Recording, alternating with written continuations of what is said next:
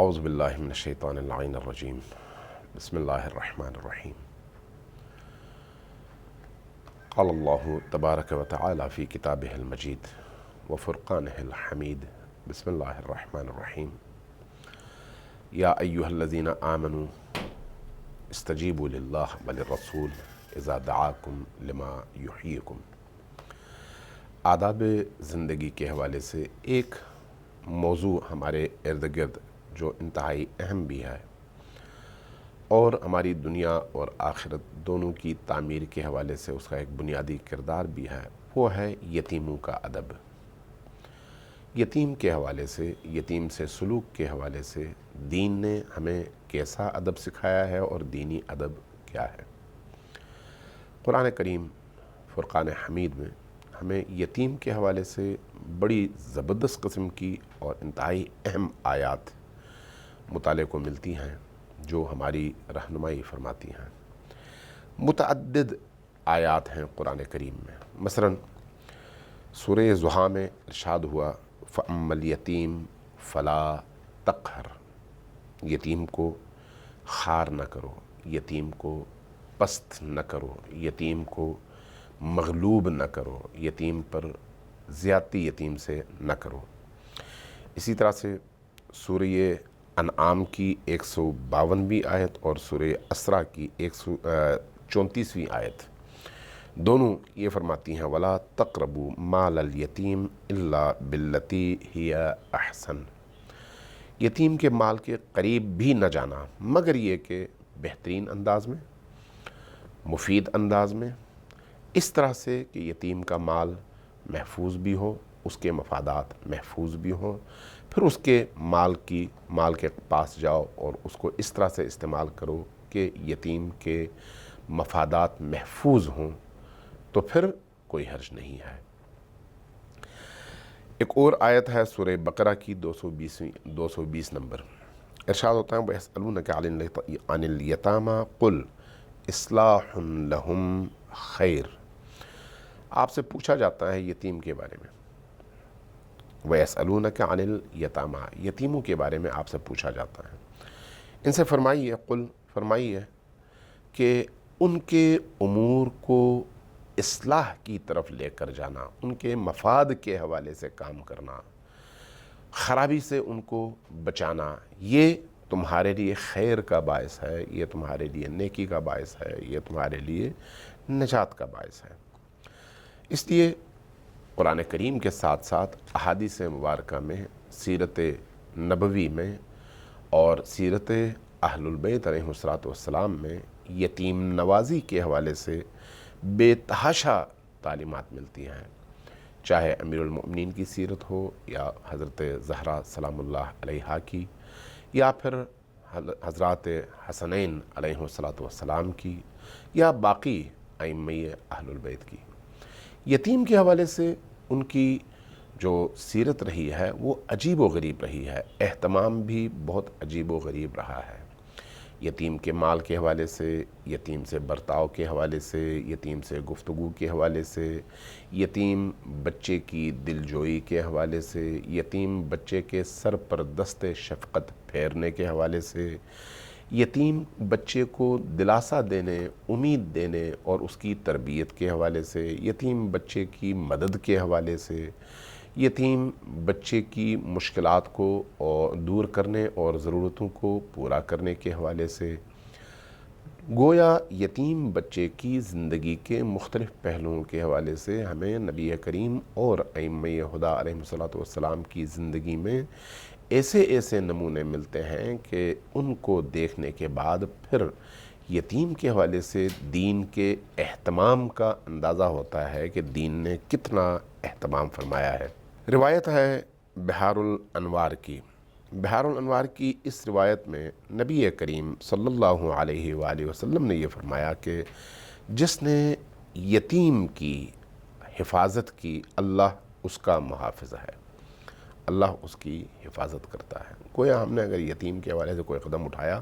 تو وہ قدم ضائع نہیں ہوتا بلکہ اسی طرح سے پلٹ کر آتا ہے اور ہمارے حق میں اللہ اس کی برکتوں کو نازل فرماتا ہے۔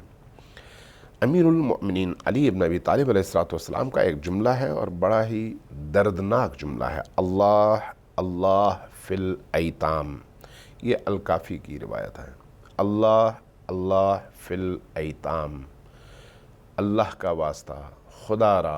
خدا را یتیم کا خیال رکھو۔ فرمایا فلا تغبوا افواہہم ولا یزیعوا بحضرتکم، یاد رکھو یہ جو یتیم کا مسئلہ ہے انتہائی اہم ہے، اس لیے تمہیں خدا کا واسطہ ہے کہ یتیم پر نظر رکھو، ایسا نہ ہو کہ ان کا پیٹ غذا سے خالی ہو، وہ بھوکے ہوں، اور ایسا نہ ہو کہ تم بیٹھے ہو اور تمہارے سامنے یتیم کی زندگی تباہ ہو رہی ہو، ولا یزیعوا بحضرتکم، تم ہو معاشرے میں اور تمہاری نگاہوں کے سامنے یتیم کی زندگی تباہ ہو رہی ہے اور تم تماشائی ہو، ایسا کبھی بھی نہیں ہونا چاہیے۔ رسول کریم صلی اللہ علیہ وآلہ وسلم نے اس لیے فرمایا کہ بہترین گھر وہ ہے جہاں پر کسی یتیم کی پرورش ہو رہی ہو، جہاں پر کسی یتیم کا خیال رکھا جا رہا ہو، کسی یتیم سے نیکی کی جا رہی ہو۔ اس لیے حضرت عبداللہ ابن جعفر یہ روایت فرماتے ہیں، کہتے ہیں کہ جب میرے والد حضرت جعفر طیار شہید ہوئے تو اللہ کے رسول ہمارے گھر میں تشریف لائے، اور ہمیں جب وہ شہادت پدر یعنی میرے والد کی شہادت کی خبر دے رہے تھے تو صورتحال ایسی بنی کہ وہ میرے قریب آئے، میرے سر پر دست شفقت رکھا، آنکھوں سے آنسو جاری تھے، اور اس کے بعد فرمایا ہاتھ اٹھا کر دعا کرتے ہوئے کہ خدایا جعفر اپنی نیکیوں تک اور اعمال صالحہ کے نتائج تک پہنچ چکا ہے، تو اس کے بچوں کے درمیان اس کا جانشین بن جا، تو اس کے بچوں کا نگہبان بن جا۔ پھر اس کے بعد فرمایا اسماء یعنی میری والدہ کو، حضرت جعفر عبداللہ ابن جعفر یہ فرماتے ہیں کہ میری والدہ کو مخاطب کر کے کہا کہ اسماء کیا تمہیں ایک بشارت سناؤں؟ عرض کیا یا رسول اللہ فرمائیے۔ فرمایا کہ اللہ تبارک و تعالیٰ نے تمہارے شوہر جعفر کو 2 پر عطا کیے ہیں تاکہ وہ بہشت میں جہاں چاہیں پرواز کر سکیں۔ گویا ایک یتیم کی احوال پرسی، یتیم کو غم کا خبر پہنچانا، یتیم کے گھر جانا، یتیم کے سر پر دست شفقت پھیرنا، ان تمام امور میں رسول کریم صلی اللہ علیہ وآلہ وسلم کی سیرت و سنت ہمارے لیے رہنما ہے۔ امیر المؤمنین علی ابن ابی طالب علیہ الصلوۃ والسلام کے حوالے سے یہ روایت نقل ہوئی ہے، فرمایا کہ ایک رات گلی سے گزر رہے تھے تو آواز آئی ایک خاتون کی۔ وہ خاتون فقیر تھی، ضرورت مند تھی، اس کے گھر میں بچہ تھا، بھوک اور پیاس سے نڈھال بچہ۔ خاتون کے پاس کھانے کو اور کھلانے کو کچھ بھی نہیں تھا۔ انہوں نے ایک دیگ چولہے کے اوپر رکھی ہوئی تھی، اس میں پانی رکھا ہوا تھا اور بچے کو تسلی دے رہی تھی کہ ابھی کھانا پک جاتا ہے، میں تمہیں کھلاتی ہوں۔ جب امیر المومنین علیہ الصلوۃ والسلام کو اس بیوہ خاتون اور اس کے یتیم بچے کے حوالے سے اس کیفیت کا پتہ چلا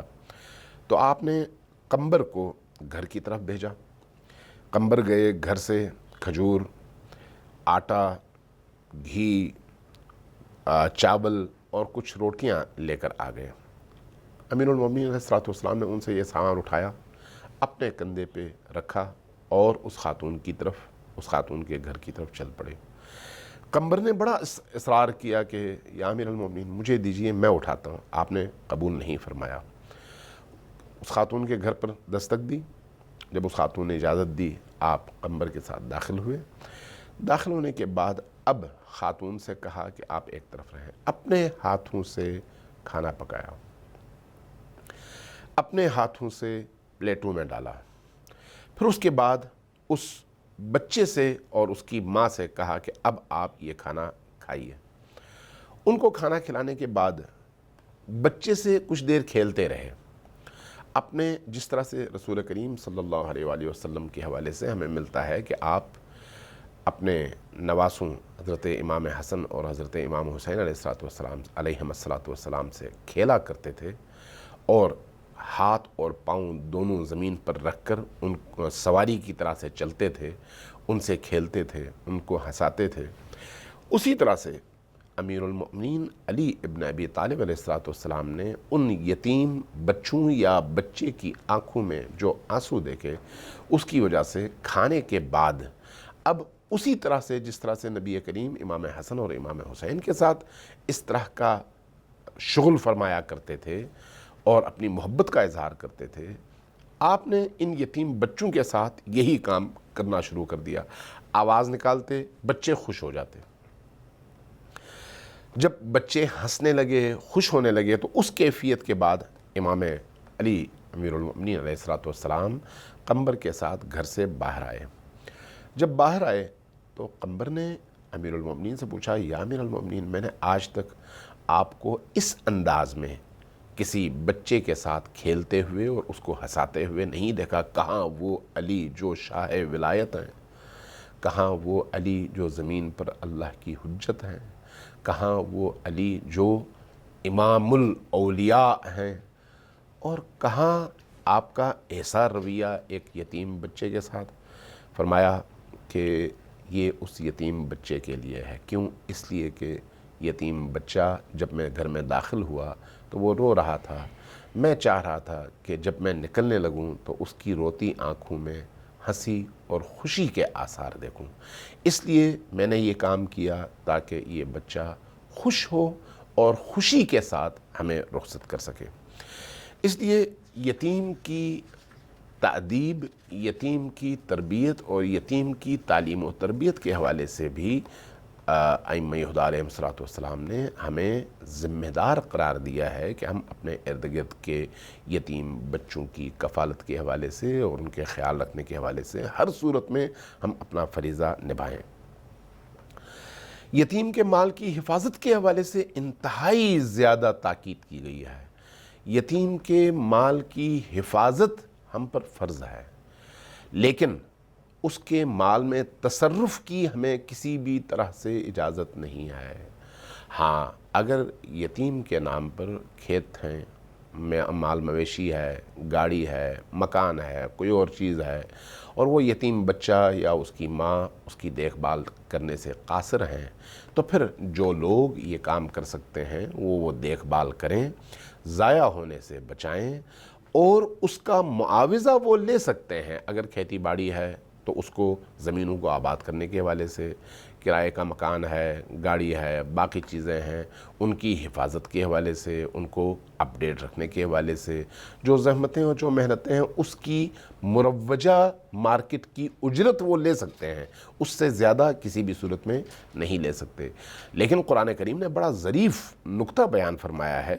قرآن کریم کی سورہ نساء کی آیت نمبر 6 ہے کہ ایسا نہ ہو کہ تم یتیم کا مال جب تمہاری حفاظت میں ہو اور تم اس کے ذمہ دار ہو تو اس کے بڑے ہونے پر اس کو دینے کے خوف سے کہ یہ بڑا ہوگا تو مجھ سے یہ سارا مال اس کو واپس دیا جائے گا اور مجھے واپس دینا پڑے گا، اس میں تصرف کر دو اور اپنے استعمال میں لانا شروع کر دو۔ ایسا نہیں ہونا چاہیے۔ آپ اس کے امانت دار ہیں، آپ نے اس کی حفاظت کرنی ہے، اور جب بچہ بالغ ہو جائے جسمانی طور پر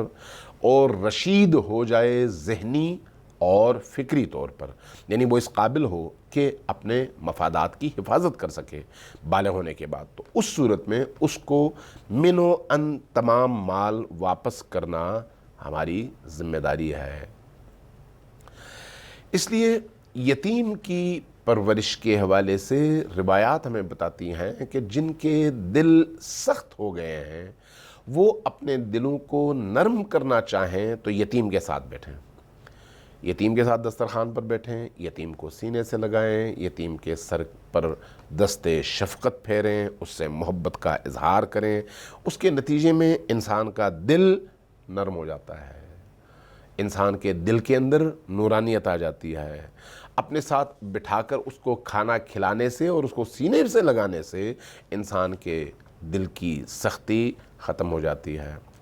اس لیے یتیم کی آپ جتنی عزت اور توقیر کریں گے، روایت ہمیں بتاتی ہے کہ اللہ آپ کو وہی عزت اور توقیر عطا فرمائے گا۔ بہار الانوار کی روایت ہے کہ وَمَنْ أَكْرَمَهُمْ अकरमहुल्लाह, जिसने यतीम बच्चे का इकराम किया, उसकी इज़्ज़त की, उसकी तौक़ीर की, उसका एहतराम किया, उसको मकाम दिया, अल्लाह तबारक व तआला भी उसको वही चीज़ अता करता है। इसलिए जब यतीम की कोई कफ़ालत करता है, यतीम के सर पर दस्ते शफ़क़त फेरता है, तो अल्लाह तबारक व तआला की तरफ से आवाज़ आती है कि हमने इस शख्स के लिए बहश्त को वाजिब करार दिया है, बहश्त को फ़र्ज़ करार दिया, अब ये सीधा बहश्त में जाएगा। इमाम बाक़िर अलैहिस्सलाम से रिवायात हैं, इमाम अली इब्न अबी तालिब अलैहिस्सलाम से रिवायात हैं कि जन्नत के बेहतरीन दर्जात में एक दर्जा यतीम परवरी का है। यानी इंसान जब किसी यतीम की परवरिश करता है तो अल्लाह तबारक व तआला उसको उन मकामात में जगह अता फरमाता है जो जन्नत के बेहतरीन मकामात कहलाते हैं। इसलिए एक रिवायत कहती है जो नबी करीम सल्लल्लाहु अलैहि वसल्लम से मनकूल है और कंजुल उम्माल मुत्तकी हिंदी की किताब है, उसमें उसकी 15वीं जिल्द में ये हदीस मनकूल है। फरमाया कि जिस शख्स ने किसी यतीम बच्चे के सर पर मोहब्बत के साथ हाथ फेरा, दस्ते शफ़क़त फेरा, अल्लाह तबारक व तआला उसको वो अजर अता फरमाता है जो कोई शख्स दिन को रोज़ा रखने और रातों को इबादत करने के नतीजे में जिस अजर का मुस्तहिक ठहरता है। इसी तरह से जो शख्स अपनी तलवार से अल्लाह की राह में जहाद करता है, उस जहाद की निस्बत इस यतीम बच्चे के सर पर फेरे जाने वाले हाथ का अजर कम नहीं होता। इसलिए नबी करीम सल्लल्लाहु अलैहि वसल्लम ने हमें इसका पाबंद किया है। एक और रिवायत है, रिवायत जो है अमीरुल मोमिनीन से ख़िताब है नबी करीम सल्लल्लाहु अलैहि वसल्लम का। फरमाया कि या अली मन मसह यदहु अला रअसी यतीमिन तरहुमन लहू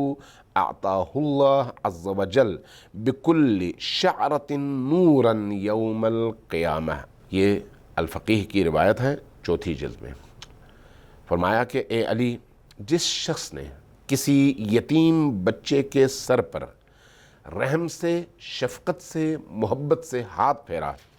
अल्लाह तबारक व तआला उसके हाथ के नीचे आने वाले हर बाल के एवज़ क़यामत के दिन एक नूर उसको अता करता है और उसकी आखिरत नूरानी हो जाती है। लेकिन अगर कोई शख्स यतीम के हक़ में ज़्यादती करता है, यतीम का माल खाने की कोशिश करता है, तो उस हवाले से नबी करीम सल्लल्लाहु अलैहि वसल्लम ने इंतहाई सख्त वईद सुनाई है इस बाबत। इसलिए ये रिवायत है, बल्कि मैं पहले आयत आपको पढ़ देता हूँ। आयत जो है कुरान करीम की सूरह निसा की 10वीं आयत है, इन्नल्लज़ीना याकुलून अम्वालल यतामा ज़ुल्मन इन्नमा याकुलून फ़ी बुतूनिहिम नारन व सयस्लौना सईरा। जो शख्स जुल्म की बुनियाद पर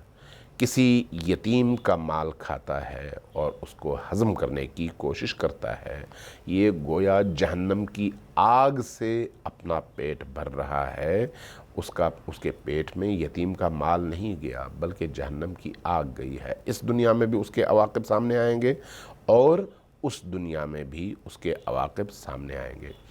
रसूल करीम सल्लल्लाहु अलैहि वसल्लम जब मेराज पर तशरीफ़ ले गए तो देखा कि एक ग्रोह ऐसा है जिनका पेट आग से भरा हुआ है, उनके मुंह में आग डाला जाता है और ये आग उनके पूरे वजूद को जलाते हुए उनकी पुष्ट से बाहर निकल आती है। नबी करीम सल्लल्लाहु अलैहि वसल्लम ने पूछा कि ये कैसी आग है और ये लोग कौन हैं? कहा कि ये लोग वो हैं जिन्होंने यतीम के माल में इसराफ़ किया और यतीम का हक़ खाया था। चूँकि यतीम का हक़ खाया था, अल्लाह तबारक व तआला ने इनको इस अज़ाब में मुब्तला कर दिया है। इसलिए रिवायात कहती हैं कि जो शख्स यतीम के अम्वाल को खाता है, इसके नतीजे में हत्ता उसके अपने बच्चों की ज़िंदगी तबाह हो जाती है, उसकी अपनी आलो औलाद की ज़िंदगी तबाह हो जाती है। ख़ुद वो तो तबाह हो ही जाता है, लेकिन उसकी आलो औलाद की ज़िंदगी भी तबाह हो जाती है। और जब वो शख्स आलम आखिरत में जाता है तो आलम आखिरत में उसकी اس کے پاس کچھ باقی ہوتا ہی نہیں ہے، اس کے پاس صرف اور صرف عذاب الہی کے علاوہ اس کے ہاتھ خالی ہوتے ہیں۔ اب یہاں پر ایک اور روایت ہے جو تعبیل کے حوالے سے بڑی خوبصورت ہے۔ یہ روایت جو ہے نقل کی ہے حضرت امام العسکری علیہ السلام سے منقول ہے۔ یہ تفسیر امام حسن عسکری میں یہ روایت موجود ہے۔ روایت میں یہ فرمایا کہ رسول کریم صلی اللہ علیہ وآلہ وسلم نے فرمایا کہ جو بچے اپنے والدین سے محروم ہو کر یتیم ہو جاتے ہیں، ان سے زیادہ سخت اور بڑا یتیم وہ ہے جو اپنے امام سے جدا ہو جائے۔ جو اپنے امام سے جدا ہو جائے وہ بھی یتیم ہے، لیکن یتیمان آل محمد۔ اس لیے اب اس کو اپنے امام سے جوڑنے کا فریضہ اس زمانے کے علماء کا ہے۔ اس یتیم بچے کو یا اس یتیم فرد کو جو یتیم آل محمد ہے اور ان تک ائمہ ہدیٰ علیہم السلام اور اہل البیت کی تعلیمات نہیں پہنچ رہیں اور اس کی دنیا تاریک ہو رہی ہے، اس شخص کو واپس آل محمد سے جوڑنے اور اہل البیت سے جوڑنے کا فریضہ علماء کا ہے۔ اور علماء جب تعلیمات نبوی اور تعلیمات اہل البیت اس شخص تک پہنچا کر اس کے دل کو ائمہ ہدیٰ علیہم السلام سے جوڑ دیتے ہیں تو یہ اسی طرح سے یتیم پروری ہے جس طرح سے بن باپ یا بن ماں کے کسی بچے کی کفالت کوئی شخص کر رہا ہے، بلکہ اس مقام پر ایسے شخص کو جو یتیمان محمد و آل محمد کی سرپرستی کرتا ہے اور وہ ان ائمہ کا علم اس یتیم آل محمد تک پہنچا کر اس کو ظلمتوں سے نجات دلاتا ہے، اس کو بھی وہی مقام ملتا ہے جو کسی یتیم بچے کی کفالت کرنے والے کو مل رہا ہے۔ اللہ تبارک و تعالی ہمیں ان فرائض پر عمل کرنے کی توفیق اور سعادت عطا فرمائے۔ والسلام علیکم ورحمۃ اللہ وبرکاتہ۔